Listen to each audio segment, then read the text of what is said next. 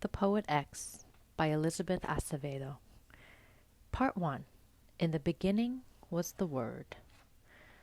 Friday, August 24th. Stoop Sitting.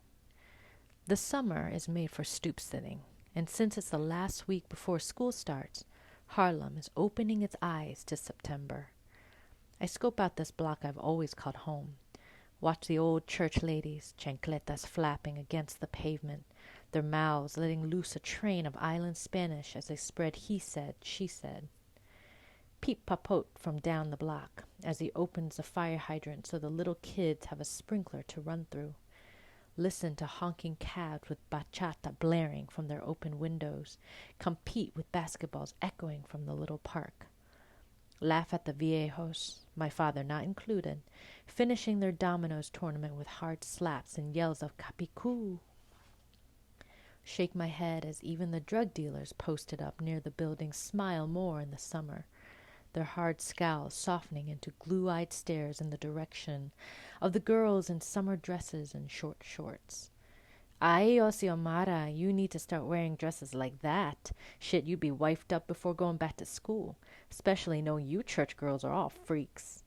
But I ignore their taunts, enjoy this last bit of freedom, and wait for the long shadows to tell me when Mami is almost home from work, when it's time to sneak upstairs.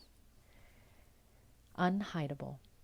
I am unhideable, taller than even my father, with what Mami has always said was a little too much body for such a young girl. I am the baby fat that settled into D cups and swinging hips, so that the boys who called me a whale in middle school now ask me to send them pictures of myself in a thong. The other girls call me conceited, hoe, thought, fast. When your body takes up more room than your voice, you are always the target of well-aimed rumors, which is why I let my knuckles talk for me, which is why I learned to shrug when my name was replaced by insults. I forced my skin just as thick as I am.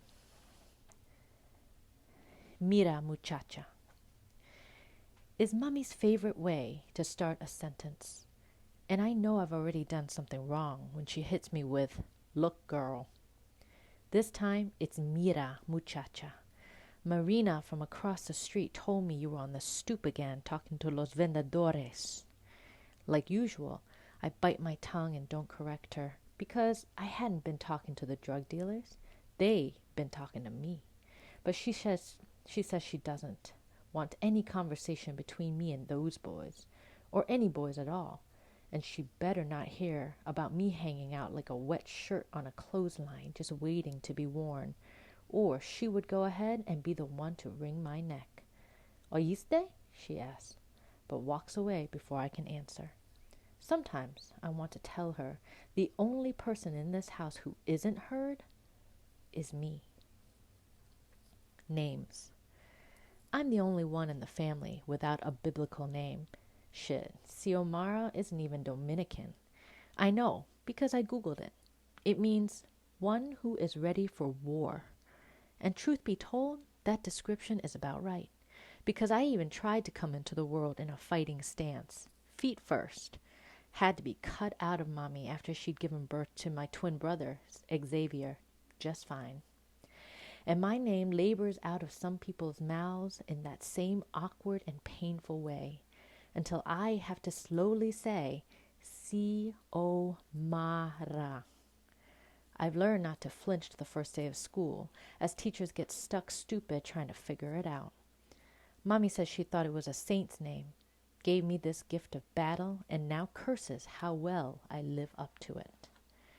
My parents probably wanted a girl who would sit in the pews wearing pretty florals and a soft smile. They got combat boots and a mouth silent until it's sharp as an island machete. The first words. Pero tú no eres fácil is a phrase I've heard my whole life. When I come home with my knuckles scraped up, pero tú no eres fácil. When I don't wash the dishes quickly enough, or when I forget to scrub the tub, pero tú no eres fácil. Sometimes it's a good thing. When I do well on an exam or the rare time I get an award, Pero tú no eres fácil. When my mother's pregnancy was difficult, and it was all because of me, because I was turned around and they thought that I would die. So they had a prayer circle at church, and even Father Sean showed up at the emergency room. Father Sean, who held my mother's hand as she labored me into the world. And Papi paced behind the doctor, who said this was the most difficult birth she'd been a part of. But instead of dying, I came out wailing, waving my tiny fists. And the first thing Papi said, the first words I ever heard, Pero tú no eres fácil. You sure ain't an easy one. Mami Works. Cleaning an office building in Queens. Rides 2 trains in the early morning so she can arrive at the office by 8. She works at sweeping and mopping, emptying trash bins and being invisible. Her hands never stop moving, she says, her fingers rubbing the material of plastic gloves like the pages of her well-worn Bible. Mommy rides the train in the afternoon, another hour and some change to get to Harlem. She says she spends her time reading verses, getting ready for the evening mass. And I know she ain't lying. But if it were me, I'd prop my head against the metal train wall, hold my purse tight in my lap, close my eyes against the rocking, and try my best to dream. Tuesday, August 28th, confirmation class. Mommy has wanted me to take the sacrament of confirmation for 3 years now. The first year, in 8th grade, the class got full before we could sign up, and even with all her heavenly pull, Mommy couldn't get a spot for Twin and me. Father Sean told her it'd be fine if we waited. Last year, Caridad, my best friend, extended her trip in DR right when we were supposed to begin the classes. So I asked if I could wait another year. Mommy didn't like it, but since she's friends with Caridad's mother, Twin went ahead and did the class without me. This year, Mommy has filled out the forms, signed me up, and marched me to church before I can tell her that Jesus feels like a friend I've had my whole childhood, who has suddenly become brand new, who invites himself over too often, who texts me too much. A friend I just don't think I need any more. I know. Even writing that is blasphemous. But I don't know how to tell Mommy that this year. It's not about feeling unready. It's about knowing that this doubt has already been confirmed. God. It's not any one thing that makes me wonder about the capital G-O-D. About a holy trinity that don't include the mother. It's all the things. Just seems as I got older, I began to really see the way that church treats a girl like me differently. Sometimes it feels all I'm worth is under my skirt and not between my ears. Sometimes I feel that turning the other cheek could get someone like my brother killed. Sometimes I feel my life would be easier if I didn't feel like such a debt to a God that don't really seem to be out here checking for me. Mommy, I say to her on the walk home. The words sit in my belly, and I use my nerves like a pulley to lift them out of my mouth. Mommy, what if I don't do confirmation? What if I waited a bit for... But she cuts me off. Her index finger a hard exclamation point in front of my face. Mira, muchacha, she starts. I will feed and clothe no heathens. She tells me I owe it to God and myself to devote. She tells me this country is too soft and gives kids too many choices.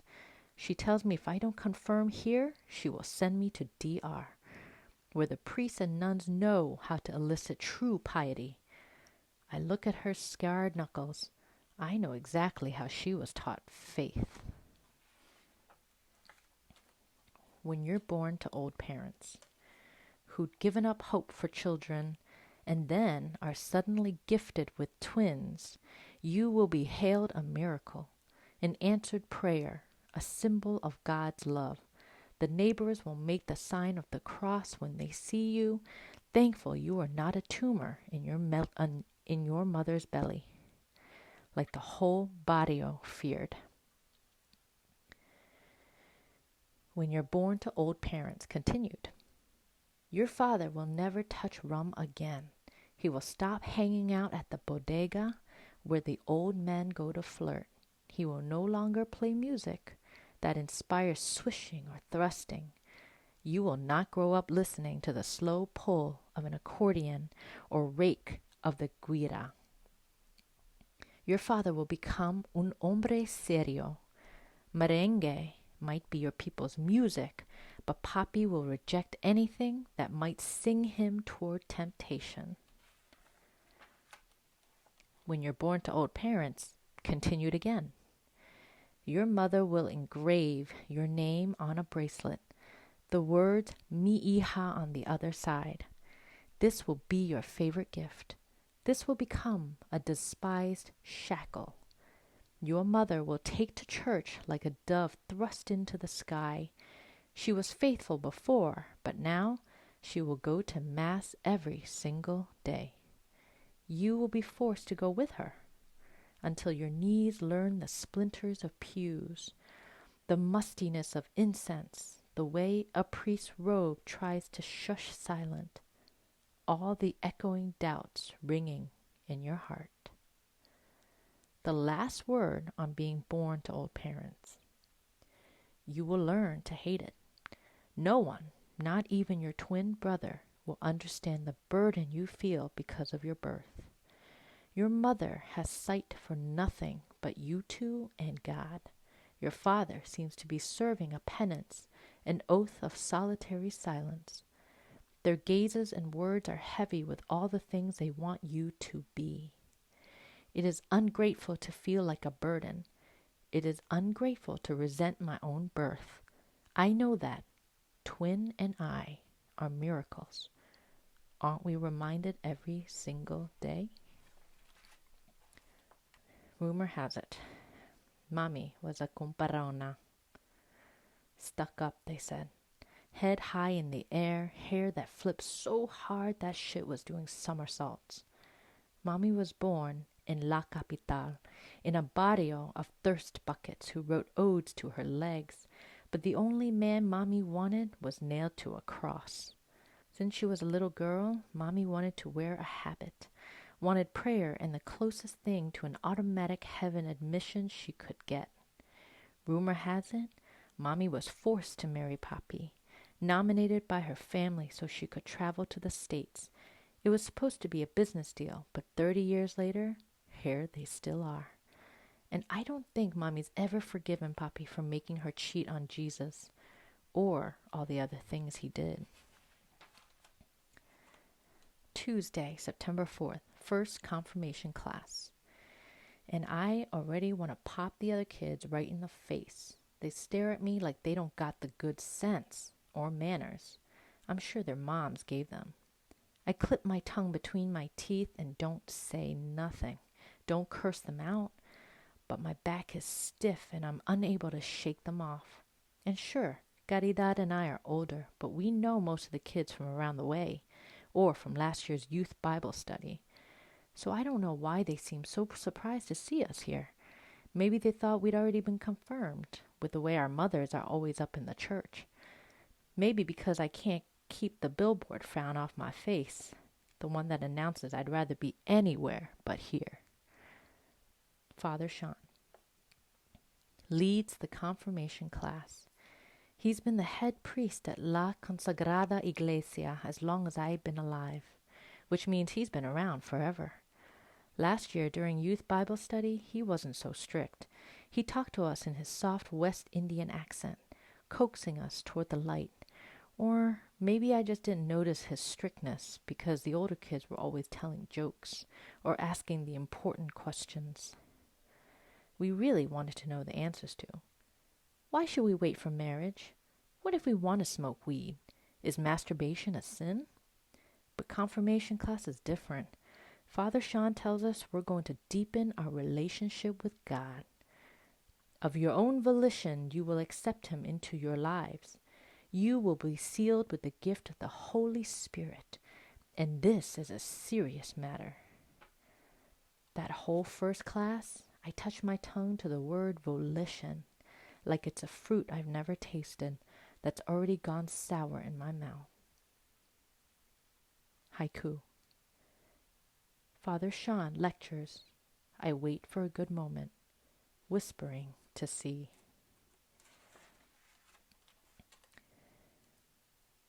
Boys. X. You make out with any boys while you were in DR? C. Girl, stop. Always talking about some boys. X. Well, if you didn't kiss nobody, why you all red in the face? C. Xiomara.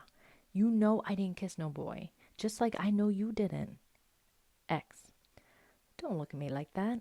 I'm not proud of the fact that I still ain't kissed nobody. It's a damn shame. We're almost 16. C. Don't say damn, Xiomara, and don't roll your eyes at me either. You won't even be 16 until January. X. I'm just saying. I'm ready to stop being a nun. Kiss a boy, shoot. I'm ready to creep with him behind a stairwell and let him fill me up. C. Oh, God, girl. I really just can't with you. Here's the book of Ruth. Learn yourself some virtue. X. Tisk, tisk. You gonna talk about this in a church, then take his name in vain? Ouch. C. Keep talking mess. I'm gonna do more than pinch you. I don't know why I missed you. X. Maybe because I make you laugh more than your stuffy-ass church mission friends? C. I can't with you. Now stop worrying about kissing and boys. I'm sure you'll figure it out. Caridad and I shouldn't be friends. We are not two sides of the same coin. We are not ever mistaken for sisters. We don't look alike, don't sound alike. We don't make no damn sense as friends. I curse up a storm and am always ready to knuckle up. Caridad recites Bible verses and promotes peace. I'm ready to finally feel what it's like to like a boy. Caridad wants to wait for marriage. I'm afraid of my mother, so I listen to what she says. Caridad genuinely respects her parents. I should hate Caridad. She's all my parents want in a daughter. She's everything I could never be. But Caridad, twin, and I have known each other since diapers. We celebrate birthdays together, attended Bible camp, sleepovers with each other, spent Christmas Eve at each other's houses. She knows me in ways I don't have to explain. Can see one of my tantrums coming a mile off. Knows when I need her to joke or when I need to fume or when I need to be told about myself. Mostly, Caridad isn't all extra goody-goody in her judgment. She knows all about the questions I have, about church and boys and Mami, but she don't ever tell me I'm wrong. She just gives me one of her looks, full of so much charity, and tells me that she knows I'll figure it all out. Questions I have. Without Mami's Rikers Island prison-like rules, I don't know who I would be when it comes to boys. It's so complicated. For a while now, I've been having all these feelings, noticing boys more than I used to. And I get all this attention from guys, but it's like a sancocho of emotions. This stew of mixed up ingredients.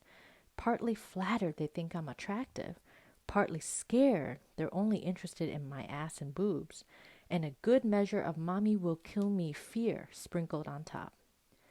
What if I like a boy too much and become addicted to sex? Like Ileana from Amsterdam Avenue. 3 kids, no daddy around, and baby bibs instead of a diploma hanging on her wall. What if I like a boy too much and he breaks my heart, and I wind up angry and bitter like Mami, walking around always exclaiming how men ain't shit, even when my father and brother are in the same room? What if I like a boy too much and none of those things happen? They're the only scales I have. How does a girl like me figure out the weight of what it means to love a boy? Wednesday, September 5th, night before first day of school. As I lie in bed thinking of this new school year, I feel myself stretching my skin apart. Even with my Amazon frame, I feel too small for all that's inside me. I want to break myself open like an egg smacked hard against an edge. Teachers always say that each school year is a new start, but even before this day, I think I've been beginning. Thursday, September 6th, HS. My high school is one of those old school structures from the Great Depression days or something. Kids come from all 5 boroughs, and most of us bus or train, although since it's my zone school, I can walk to it on a nice day. Chisholm HS sits wide and squat, taking up half a block, red brick and fenced-in courtyard with ball hoops and benches. It's not like Twin's fancy genius school, glass and futuristic. This is the typical hood school, and not too long ago, it was considered one of the worst in the city. Gang fights in the morning and drug deals in the classroom. It's not like that anymore, but one thing I know for sure is that reputations last longer than the time it takes to make them. So I walk through metal detectors and turn my pockets out and greet security guards by name, and am one of hundreds who every day are sifted like flour through the doors, and I keep my head down and I cause no waves. I guess what I'm trying to say is, this place is a place, neither safe nor unsafe, just a means, just a way to get closer, to escape. Miss Galiano is not what I expected. Everyone talks about her like she's super strict and always assigning the toughest homework. So I expected someone older, a buttoned-up, floppy-haired, suit-wearing teacher with glasses sliding down her nose. Miss Galiano is young, has on bright colors, and wears her hair naturally curly. She's also little, like for real petite, but carries herself big. Know what I mean? Like she's used to shouldering her way through any assumptions made about her. Today, I have our first period English, and after an hour and 15 minutes of icebreakers, where we learn one another's names, Miss Galiano pronounces mine right on the first try. She gives us our first assignment. Write about the most impactful day of your life. And although it's the first week of school and teachers always fake the funk the first week, I have a feeling Miss Galiano actually wants to know my answer. Rough draft of assignment 1. Write about the most impactful day of your life. The day my period came in 5th grade was just that. The ending of a childhood sentence. The next phrase starting in all caps. No one had explained what to do. I'd heard older girls talk about that time of the month, but never what someone was supposed to use. Mommy was still at work when I got home from school and went to pee, only to see my panties smudged in blood. I pushed Twin off the computer and Googled blood down there. When I snuck money from where Mommy hides it beneath the pans, bought tampons that I shoved into my body, the way I'd seen Father Sean cork the sacramental wine. It was almost summer. I was wearing shorts. I put the tampons in wrong. It only struck up halfway and the blood smeared between my thighs. When Mommy came home, I was crying. I pointed at the instructions. Mommy put her hand out but didn't take them. Instead, she backhanded me so quick she cut open my lip. Good girls don't wear tampones. Good girls don't wear tampones. Are you still a virgin? Are you having relations? I didn't know how to answer her. I could only cry. She shook her head and told me to skip church that day. threw away the box of tampons saying they were for cueros, that she would buy me pads, said 11 was too young, that she would pray on my behalf. I didn't understand what she was saying, but I stopped crying. I licked at my split lip. I prayed for the bleeding to stop.